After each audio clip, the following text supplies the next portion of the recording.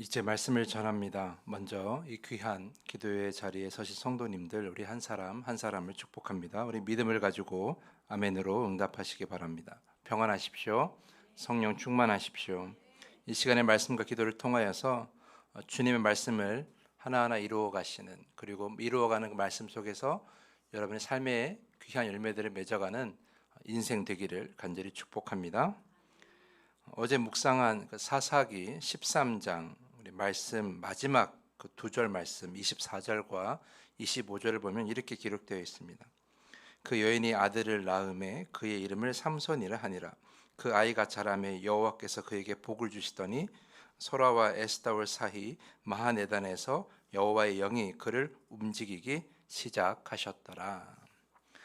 자, 이 말씀은 삼손을 두고 기록된 말씀이죠. 그 여인이 아들을 낳음에 삼손이라고 하였는데, 그 아이가 자랄수록 하나님께서 복을 주시고, 그리고 여호와의 영이 그를 움직이기 시작하였다.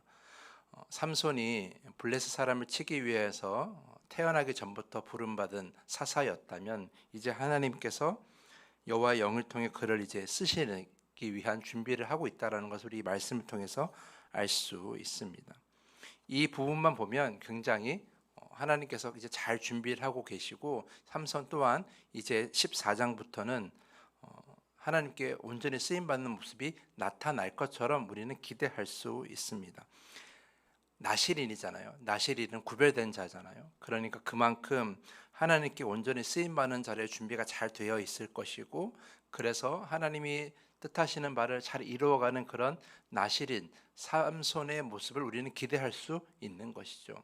여호와의 영이 움직이는 삼손, 그 말씀만 들어도 굉장히 기대가 되는 그런 말씀이에요. 그런데 사사기 14장, 그러니까 바로 이어지는 1절과 2절 말씀은 그런 우리의 기대를 완전히 무너뜨리는 장면이 나와요. 1절 말씀 보면 삼손이 딥나에 내려가서 블레셋 사람의 딸들 중에 한 사람을 보았다라고 되어 있고요. 2절에는 와서 부모에게 이렇게 말하죠. 내가 그 여자가 너무 마음에 드니까 그 여자와 결혼하겠다라고 이렇게 이야기를 합니다. 블레셋 사람은 가나안 족속이고요. 그리고 이스라엘 백성들이 몰아내야 할 사람들이었어요. 그리고 하나님께서 삼손을 부르신 이유도 블레셋 사람을 몰아내기 위함이었어요. 그런데 오히려 삼손은 그 이방 여자를 가까이 하고, 이방 여자를 가까이 한다는 것은 그들이 가지고 있는 우상 문화, 그리고 그들이 진멸해야 될 문화를 다 가까이 한다는 거거든요. 그러니까 하나님 보시기에 옳지 않은 그런 삶을 살 가능성이 너무나 큰 거죠.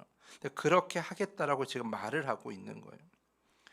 어떻게 이럴 수 있느냐? 나실인으로 자라서 하나님의 영이 움직이는 그런 사람인데 왜 그의 선택은 왜 하나님과 거리가 멀어지는 것이냐? 너무나 안타까운 것이죠. 그리고 오늘 읽은 사사기 14장 말씀 보면 사자를 찢어 죽이는 장면이 나오는데, 원래 사자를 죽인 다음에 그 시체를 가까이 해서는 안 되잖아요. 그런데 그 시체를 가까이 하고 거기에서 나온 꿀을 먹고, 이런 장면들 하나하나가 사실은 나실인으로서는 참으로 기대할 수 없는 모습이고, 또한 하나님의 말씀에 순종해야 될 이스라엘 백성으로서도 매우 거리가 먼 모습이라는 거예요.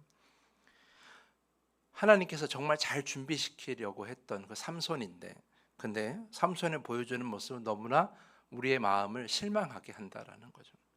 어떻게 이럴 수 있을까? 이런 삼손의 모습을 통해서 우리가 알아야 될 것은 무엇이냐면, 이건 단지 삼손의 한계와 약함과 죄일 뿐만 아니라 이것은 그 당시 이스라엘의 한계, 그 당시 이스라엘의 약함, 그 당시 이스라엘의 깊은 죄악을 의미한다라고 할 수 있죠. 그만큼 인물이 없다라는 거예요.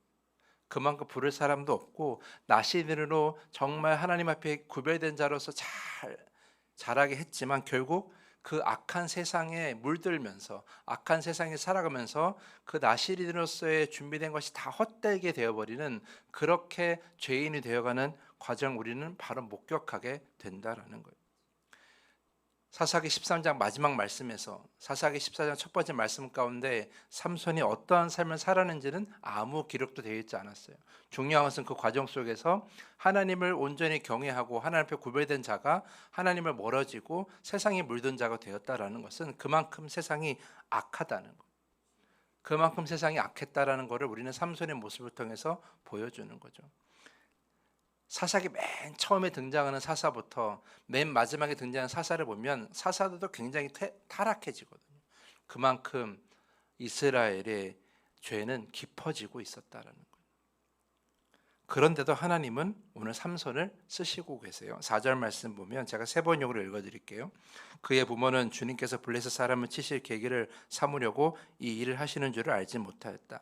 그때 블레셋 사람이 이스라엘을 지배하고 있었다라는 거예요. 이 4절 말씀 보면 굉장히 이해하기가 어렵습니다. 하나님께서 지금 죄로 물든 이 삼손을 쓰고 계시는 거거든요. 이 장면을 보면서 우리는 이렇게 오해할 수 있어요. 아, 하나님께서 죄인도 쓰시네. 그럼 나도 죄를 가지고 살아도 하나님께 쓰임 받을 수 있겠네. 하나님께서 죄인들을 인정하시네. 이렇게 오해할 수도 있는 거예요. 그런데 여러분, 이 말씀을 그렇게 오해해서는 안 된다라는 거죠. 하나님께서 삼손을 쓰시지만 하나님께서 삼손의 죄를 용납하신 것은 아니에요. 여러분, 그걸 잘 기억하셔야 돼요. 후에 삼손이 어떻게 됩니까? 사사기 16장을 보면 완전히 힘을 다 잃게 되고, 그리고 두 눈도 뽑혀버리게 되고, 블레셋 사람을 위해서 감옥에서 맷돌을 돌리고 그저 동물원의 그 동물처럼 구경거리가 되는 그런 삼손의 모습을 우리가 보게 되는 거예요. 어떻게 그런 모습을 가졌느냐? 지금부터 시작되는 그런 모든 죄악들이 가져온 결과라는 거예요. 그럼에도 불구하고 하나님께서 삼손을 쓰시는 것은 분명한 의미가 있어요. 무엇이냐 하면 바로 하나님의 목적이 분명했기 때문이죠. 오늘 4절 중간에 보면 이렇게 기록되어 있습니다. 블레셋 사람을 치려 함이었으니 라고 말이죠. 여러분, 블레셋 사람을 치는 것은 삼손 개인의 생각이 아니에요. 블레셋 사람을 치는 것은 뭐예요? 바로 하나님의 생각이에요.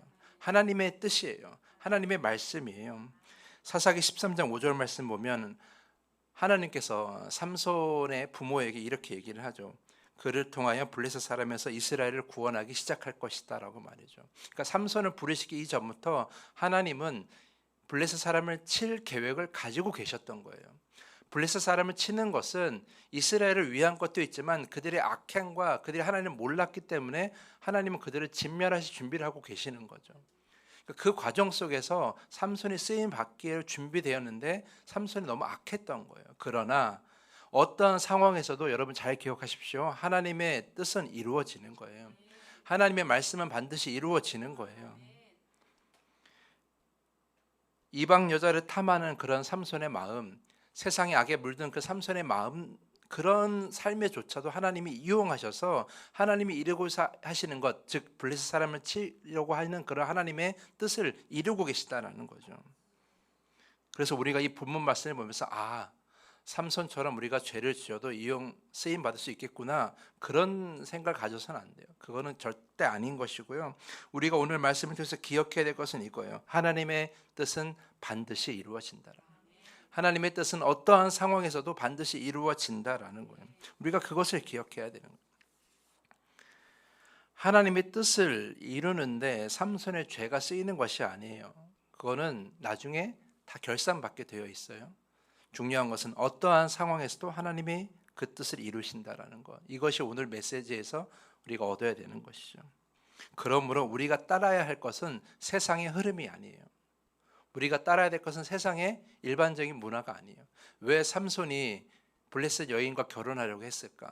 저는 충분히 짐작이 가는데요. 그것이 일반화되어 있었기 때문에. 그러니까 이스라엘 백성들이 가나안 족속들을 몰아내지 못하고 함께 살면서 그들의 문화와 그들의 삶과 함께하는 것이 너무나 자연스러워진 거예요. 그만큼 깊은 악한 모습을 갖고 있었던 것이죠. 그러다 보니까 삼손도 그걸 너무나 자연스럽게 요구하고 있었다는 거죠. 본문 말씀 보면 부모가 반대하긴 하지만 결코 끝까지 반대하지 못해요. 왜? 그런 문화가 일반적이었기 때문에.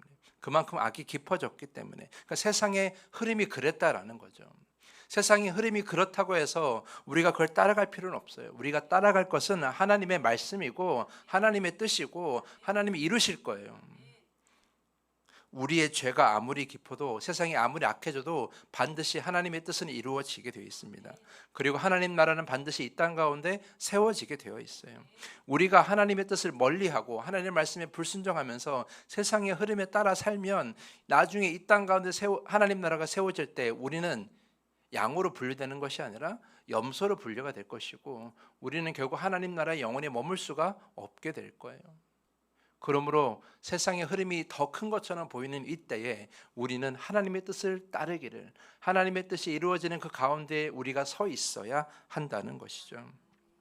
여러분, 하나님의 말씀이 반드시 이루어진다는 것이 무슨 의미겠습니까? 하나님 안에서 반드시 열매가 있다라는 거예요. 그리고 그 열매는 참되다라는 것이죠.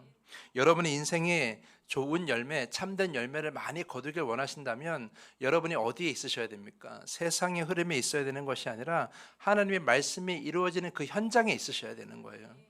그래야 여러분의 인생에 좋은 열매, 참된 열매가 많이 맺어지게 되는 것이죠. 그러면 여러분들이 어디 서 계셔야 돼요? 말씀이 이루어지는 곳에. 여러분의 삶을 통해 말씀이 이루어져야 되고 또 하나님의 뜻이 이루어지는 그곳에 나도 함께 서 있어서 거기서 쓰임 받아야 되는 거예요. 그런 여러분의 복된 인생이 되기를 간절히 축복합니다. 그것이 우리가 좋은 열매를 맺을 수 있는 그런 삶을 살아가는 방법이에요. 주님께서 말씀을 반드시 이루어 주실 것이니, 주님께서 갖고 계신 그 뜻을 반드시 이룰 것이니 그 뜻을 이루고 그 말씀을 이루는데 여러분이 온전히 쓰임 받기를 간절히 축복합니다. 그리고 그 안에서 많은 열매를 거두는 여러분 모두가 되기를 간절히 축복하면서 오늘 말씀을 마치겠습니다. 이 시간에 더 깊은 기도의 시간으로 나아갑니다. 주님께서는 말씀을 반드시 이루실 것입니다. 그 말씀을 우리의 삶의 분명한 기준으로 삼으시길 여러분 간절히 기도하십시오. 그리고 이루어지는 말씀 안에서 우리 삶의 온전함을 이루고 많은 열매를 맺는 우리 삶이 되기를 이 시간 간절히 기도하시기를 부탁을 드립니다. 우리 주기도문을 함께 고백한 후에 더 깊은 기도의 시간으로 나아갑니다.